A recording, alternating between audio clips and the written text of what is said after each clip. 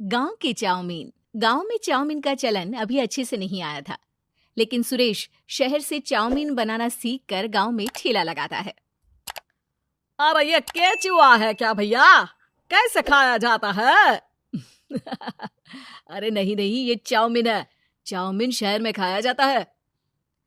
कितने की दे रहे हो सुरेश? 10 रुपए की प्लेट भरकर। तभी वहां शहर से पढ़ा एक लड़का आता है। जरा एक प्लेट चाउमीन तो देना। सुरेश उसे चाउमीन देता है। उसे चाउमीन खाता देख गांव वाले भी उससे चाउमीन ले लेते हैं और खाने लगते हैं। अरे वाह सुरेश भैया, कमाल की बनाए हो। 2 प्लेट मेरे बच्चों के लिए भी पैक कर दो। बस फिर क्या था, सुरेश का ठेला लगता है और चाउमीन खरीदने वालों की लाइन लग जाती है। तभी वहां से गांव का साहूकार होकर गुजरता है। और ये क्या भीड़ लगी है? लगता है झगड़ा हो गया है गांव में। चलूं मैं अभी तो मजे ले लूं। अरे कहाँ है, इतनी भीड़ लगी है यहाँ? लड़ाई हो गई है क्या? अरे साहूकार साहब, ना ना ना, कोई लड़ाई ना हुई है। ये तो सुरेश की दुकान है चाउमीन की। हम लोग चाउमीन खाने आए हैं, आप भी खाइए ना। साहूकार चाउमीन खाता है और सुरेश की तरफ देखता है, जो सारे दिन के पैसे गिन रहा होता है। अरे सुरेश, क्या लागत है इस काम की? अरे साहूकार जी, आप अब आए हैं तो ये पूरे 10,000 रुपए ले जाइए, जो पिछले साल शहर जाने से पहले आपसे लिए थे ना।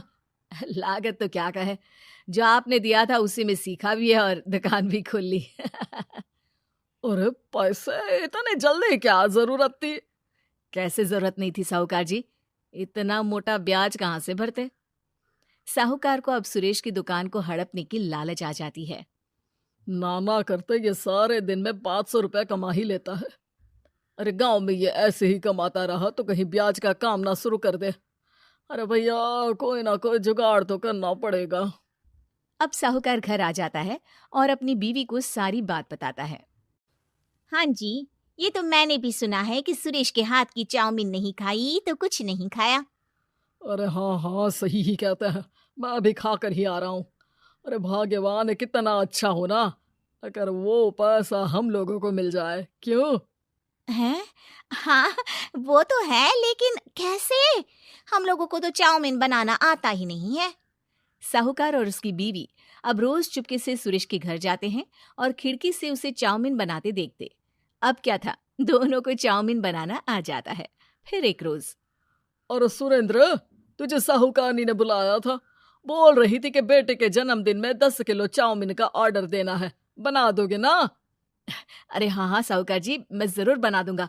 कब देना है घर में 10 किलो चाउमीन? अरे वो तो तू घर आकर बता कर लेना, मैं नहीं बता पाऊंगा। ठीक है, शाम को काम निपटा कर आ जाता हूँ। सुरेश साहूकार के घर जाता है, लेकिन वहां मियाँ बीवी मिलकर उसे बंधक बना लेते हैं। अरे मुझे क्यों बांध रखा है? मुझे छोड़ दो।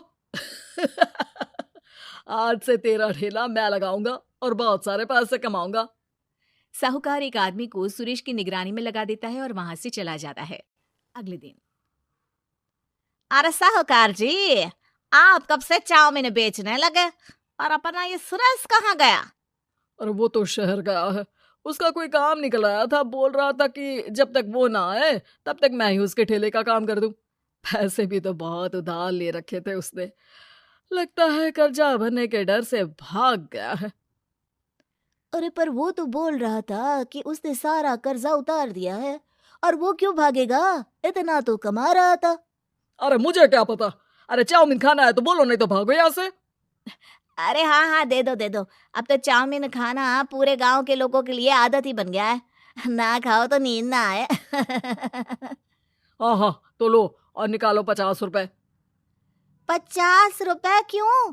सुरेंद्र तो 10 रुपए में देता था। अरे वो पागल था, मैं थोड़ी ना हूँ। गांव वाले, जिनको चाउमीन की लत लग गई थी, वो करते भी क्या, दे दो और ये लो 50 रुपए। लेकिन फिर साहूकार उन लोगों को प्लेट में थोड़ी सी चाउमीन रख देता है। अरे ये क्या, पैसे 5 गुना ज्यादा और चाउमीन बस इतनी सी। अरे साहूकार साहब, भगवान से तो डरो। बस फिर क्या था, साहूकार की मन मर्जी चलने लग जाती है और गांव वाले करते भी क्या। एक रोज, मुझे तो लगता है कि सुरेश को साहूकार ने मार डाला होगा, क्योंकि उसका काम इतना अच्छा चल रहा था, फिर वो क्यों जाता, और वो भी साहूकार के हवाले दुकान करके? ना बाबा ना। अगले रोज भाग्यवान, देखो तो जरा, इस सुरेश भी ना कितना पागल था। जिस काम से वो ज्यादा पैसे बना सकता था उससे इतने कम पैसे छाप रहा था। 50 रुपए प्लेट में भी गांव वाले खूब खा रहे हैं चाउमीन। हाँ जी, और जितने में वो लोगों को 10 प्लेट खिलाता था भर भर कर हम लोग उतने में 20 प्लेट बना रहे हैं, क्यों जी? वहीं सुरेश रोज भगवान से मांगता कि बस एक बार वो किसी तरह वहां से निकलने में कामयाब हो जाए, लेकिन उसकी हर कोशिश नाकामयाब होती। फिर एक दिन और भाग्यवान, ऐसा कुछ करो कि चाउमीन बनाने का खर्चा आधा हो जाए, जिससे हम लोगों को और मुनाफा हो। ना जी, मुझे तो कोई तरकीब ना सूझ रही। अरे सुनो, एक काम करते हैं, चाउमीन बनाने में जो सब्जी लगती है वो मंडी में लेने तुम देर रात चली जाना। तब तक वो सारी सड़ी गली सब्जी जो दुकानदार वहीं फेंक जाते हैं वो उठा कर ले आना फ्री में। अरे वाह जी वाह, आप तो बहुत समझदार हैं जी। बीवी वैसा ही करती है, लेकिन अब लोग चाउमीन खाते तो मुंह बनाकर। फिर एक बार अरे राम राम राम, ये पेट में दर्द काहे हो रहा है? आई, आई, आई, आई, आई। हाय रे हाय, मेरा भी पेट दर्द के मारे फटा जा रहा है।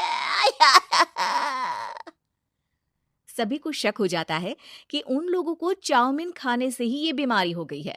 वहीं दूसरी तरफ जो आदमी सुरेश की निगरानी कर रहा था वो सो रहा होता है और मौका देखकर सुरेश वहां से भाग जाता है। सुरेश गांव वालों के पास जाकर उन्हें सब कुछ बता देता है। बस अब क्या था, साहूकार के घर पुलिस पहुंच जाती है। चलो, तुमने गांव के लोगों को खराब सब्जी वाली चाउमीन खिलाकर बीमार किया और सुरेश को बंधक बनाया। तुम्हें इसीलिए हम गिरफ्तार कर रहे हैं।